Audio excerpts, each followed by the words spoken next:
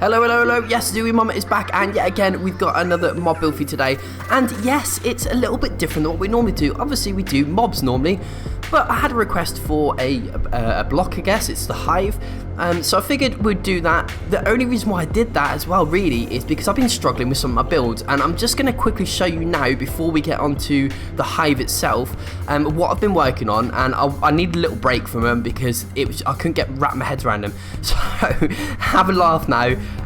Laugh it up, yes, write in the comments how bad that looks, because I agree with you, it looks awful.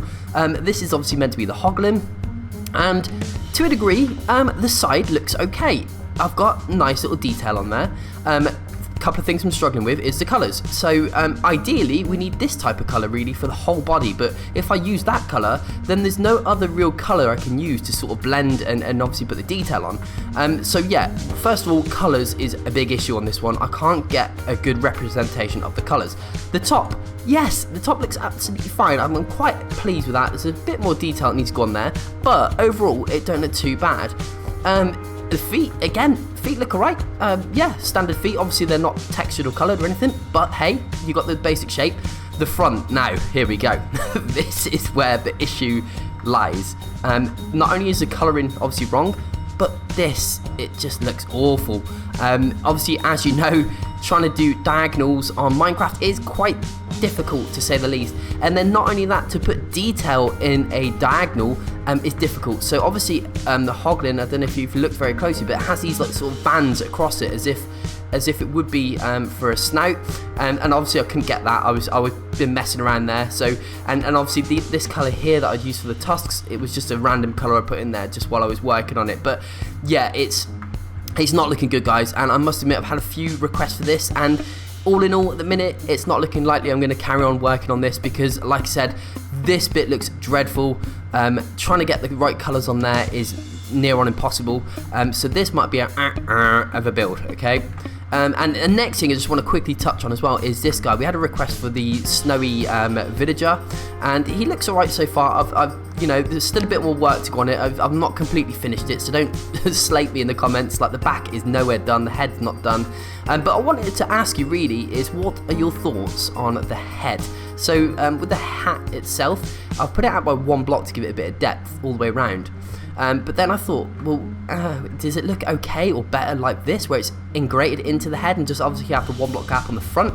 I thought I would put that to a vote, and obviously let me know what you think in the comments, and yeah, I'll go with whatever one sort of looks better, to be honest with you. But anyway, let's get on back to the main attraction now we've got that out of the way.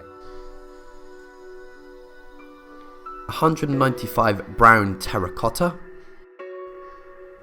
92 white terracotta, 77 light grey terracotta, 131 terracotta,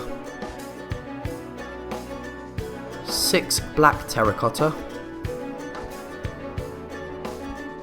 149 yellow terracotta, 53 brown concrete,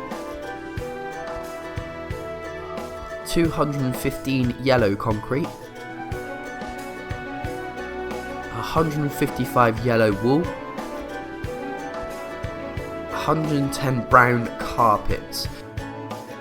So really simple, all you need to do is map out a nice big area, 16 by 16 by 16 by 16 blocks, so 16 across, 16 up, 16 back, and 16 across. So you want to have a big cube, 16 by 16 by 16, and once you got that sort of area sort of mapped out, and ignore the pink, because obviously, as you know, if you're new around here, what I like to do is these big pause sections. So once you've got your 16 by 16 grid, you then pause the video and then copy the pattern down. It's really simple, you don't need to do anything more. I've done all the hard work. All you need to do is pause the video and copy it out. I'm not one of those builders out there that say, right, place block here, block there, block there, block there. It's quite self-explanatory, and I've put a nice little grid pattern on there as well, just to make things a little bit easier so you can see how many blocks are there. But as long as you do a nice big square area, 16 by 16 by 16 by 16, like a big cube, and then just as I'm going round, we're going round to the last side now, and that's it. It's really simple. So yeah, what more can you say about that? And yes, I know it does it's a completely different style of building, I must admit. There's not many other people out there that does what I do, but hey, that's what makes me stand out, I guess. And on the top end, right, so we're going to do the top now, but I just want to stress this bottom row here, obviously we need to have that nice squared effect on top, so what I've did is put a bit of carpet all the way around the top, and then two block gap, then a row of carpet again, like in a nice big square, and then 2 block gap again, and do a square again with the carpet, and that gives you that lovely effect on top. Otherwise, if you didn't do that ring around carpet around the top there, it would look very odd. It wouldn't look true to what a hive looks like. So I figured that's probably going to be the best solution to sort of get around it. But overall, it looks alright. I quite like the build. So we're now just going to move on to the last one, which is the one with the honey dripping out of it, which some of you might be more interested in than the standard one, because it gives a nice little effect actually of the honey pot being, well, the honey hive being full of honey. So all we've done really is added a few extra blocks. So we've got the orange concrete and orange wool there. It gives it a nice thick sort of sense that there's a lot of honey in there. And we really only changed about 24 blocks from the original to this one, so it's not a great deal more work. So it might be a good idea to build the hive first and then literally add on the honey bit after, but I'll leave that entirely up to you. And why not add some bees around that as well, because that would look absolutely amazing. It would look like a really active and live hive as well. But anyway, I've been zu-wii-mama. I hope you enjoyed that build, and I do apologise that it's taken a little while to get out, because as you can probably hear from my voice, I ain't been particularly too great at the minute, but yeah, I'm getting there, and the next video should be following relatively soonish. Thanks, bye.